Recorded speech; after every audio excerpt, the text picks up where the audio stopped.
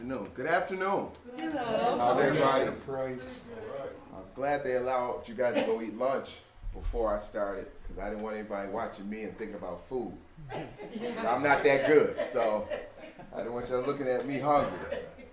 Again, my name is Willie A. Price, and I'm representing Highland Community Revitalization Center, and I'm working with them, and we're doing do's and don'ts of buying a home. Up here, you'll see what my credentials are, so this is why I don't have to go through it all. But I am a self-published author. That's why I work with Highland Community. I do a lot of their workshops, and one of the books that I do for them is called The Do's and Don'ts Before Buying a Home, where I work with home buyers and first-time home buyers, showing them how to put together a one-year plan on how to start preparing to get a home. A lot of this stuff that you guys are going through, you're going to hear from me, you're going to hear from, like you had, what was it earlier, the finance person? From the bank? Real estate broker, you heard the banks, you're going to hear all those different things. So what we're basically doing is everybody's kind of being repetitive, so this way it keeps beating into your head the things you need to do. And building a one-year plan is the best way to help you get the best home that you can get. You don't want to jump up one day and say, I want to get a house, and then 2 months later you're out buying a house. Because you want to be able to research and put together your plan on how you want to buy that home. So what we're going to do, a little agenda here, like I said, I introduced myself. We're going to talk about how much house can you afford. That's what those sheets are in front of you. How to locate an inspector, and the questions to ask an inspector. That's just how fast we're going to get done today, so I'm not going to hold y'all up. So we're going to move through and we're going to ask some questions, we're going to fill out these forms, but my role here today is to help you guys understand just how to put together your plan for buying a home. One part of what's not up there for my credentials was I am a real estate investor. I used to own over 20 properties in the city of Buffalo. And part of my role of buying those properties was to learn the neighborhoods, what schools were available, if there's stores in the neighborhood.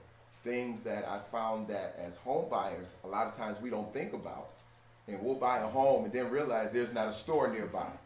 Or the school that's in our area that our kids have to go to may not be the school that we want them to go to.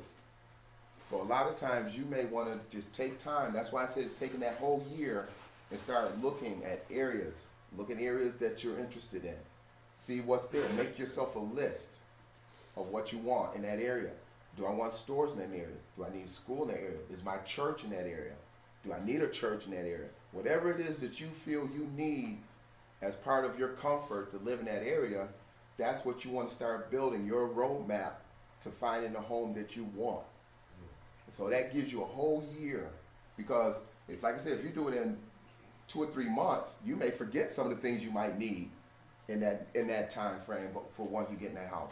But over a year, you may look back at that list and say, oh, I forgot to put that I need a daycare. Oh, I forgot to put this, or whatever the case may be. You'll be able to build that list up, and then find out. Also, one of the things you may want to look at, especially, now everybody's in Niagara Falls? Yes. One of the things you may want to look at, being in Niagara Falls, when you look at an area, you may want to look at the water level of those areas. And when I say water levels in those areas, how many times have you guys driven by an open area of land, you saw water sitting on top of the land, like on the surface of the land? What that is called saturated soil. And saturated soil is when there's so much water underneath the ground that when it rains, the ground can't take any more water, so it sits on top of the soil. And if you drive in certain neighborhoods, and if there's any vacant lands or even some of the yards, you'll look in and you'll see saturated soil. And that means that when that ground is saturated like that, that means that water not only is sitting on top of that soil, but what else is it sitting around? The foundation of those houses. Okay? So those are the kind of things that you want to look for. Find out if there's an area where it's saturated soil. If there's a high water content around. Am I going to live close to a lake? Am I going to live close to an area where there's, you know, high water level, you know, those kind of things that we don't normally think about. And then we get there and we get into the house, we go in, we remodel the basements, and what happens? Floods. There you go. There you go. And I as an inspector, I do home inspections and rehab inspections and weatherizations, all that stuff you saw up there. I see that a lot. I see that a lot when I go out and I do weatherization inspections, or I do maintenance inspections for people who have homes and they're just trying to do some maintenance work on them. I come in, I do a pre-inspection, and one of the things we found, as a matter of fact, I just did a house in Cheektowaga 2 days ago, and that was the problem with her house. She can't use her yard. She's still gonna buy the house because the house is wonderful, but she's not gonna be able to use her yard because it's saturated soil in her backyard, and the ground is so bumpy and raised up from all the water sitting in the yard that they have to put down concrete so they can build like a patio in the yard so she can use the patio. But you can't have kids running around the yard because they're gonna trip and fall all over the place.